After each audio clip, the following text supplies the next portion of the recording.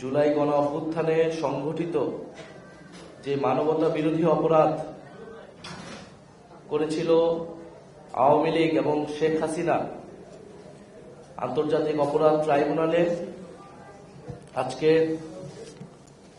সেই মানবতা বিরোধী অপরাধের রায় এসেছে এবং আমরা সকলেই জানি সেই রায়ে খুনি স্বৈরাচারী ফ্যাসিস্ট শেখ হাসিনাকে মৃত্যুদণ্ড দেওয়া হয়েছে। আমরা এই রায়কে স্বাগত জানাই। আমরা মনে করি যে জুলাই আগস্টে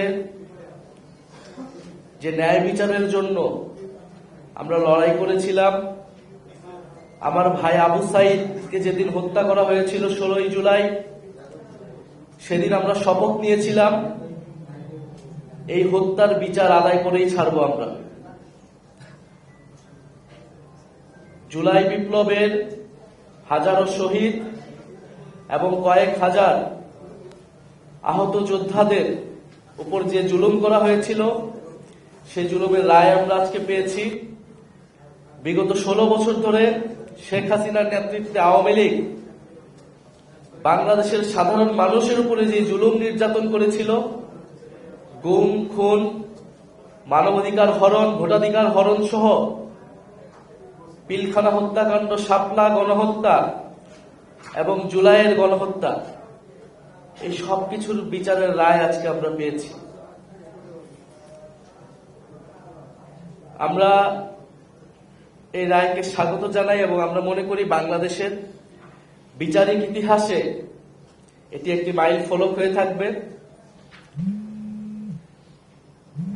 তবে আমরা শুধু এই রায়েতেই সন্তুষ্ট নয়, আমরা সেদিনই সম্পূর্ণভাবে সন্তুষ্ট হব যেদিন এই রায় কার্যকর করা হবে। আমরা যেদিন আমাদের জীবদ্দশায় আমাদের চোখের সামনে আমাদের এই কানে আমরা শুনতে পাবো যে শেখ হাসিনাকে ফাঁসিতে ঝুলিয়ে রায় কার্যকর করা হয়েছে, সেদিনে আমরা শান্তি পাব। সেদিনই জুলাই বিপ্লবের শহীদদের আত্মা শান্তি পাবে, শহীদ পরিবার এবং আহত যোদ্ধারা শান্তি পাবে। ফলে শেখ হাসিনার বিচারের মধ্য দিয়ে শুধু বাংলাদেশ নয়, পৃথিবীর ইতিহাসে যত স্বৈরাচার ফ্যাসিস্ট শাসকরা রয়েছে তার বিচারের এক দৃষ্টান্ত হয়ে থাকবে। ফলে আমরা এটি দাবি জানাচ্ছি যে আমাদের শেখ হাসিনার এই রায়কে, আন্তর্জাতিক অপরাধ ট্রাইব্যুনালের রায়কে দ্রুত সময়ের মধ্যে কার্যকর করতে হবে। আগামী 1 মাসের মধ্যে শেখ হাসিনাকে বাংলাদেশে ফেরত আনে এই রায় কার্যকর করতে হবে।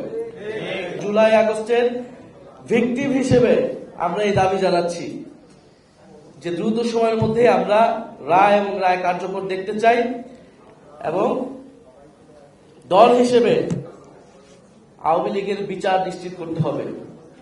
আজকে যে রায় এসেছে, এই রায় হচ্ছে ব্যক্তি হিসেবে শেখ হাসিনাকে অপরাধী সাব্যস্ত করা হয়েছে, কিন্তু আমরা এটা বলতে চাই এই রায়ের মধ্য দিয়ে এটা স্পষ্ট হয়েছে যে শেখ হাসিনা শুধু ব্যক্তি হিসেবে নয়, দল হিসেবে এবং প্রধানমন্ত্রী হিসেবে রাষ্ট্রের সর্বোচ্চ জায়গা থেকে এই গণহত্যার নির্দেশদাতা ছিলেন, সর্বোচ্চ হুকুমদাতা ছিলেন এবং পরিকল্পনাকারী ছিলেন। ফলে আওয়ামী লীগও দল হিসেবে মানবতা বিরোধী অপরাধের দায়ে অভিযুক্ত।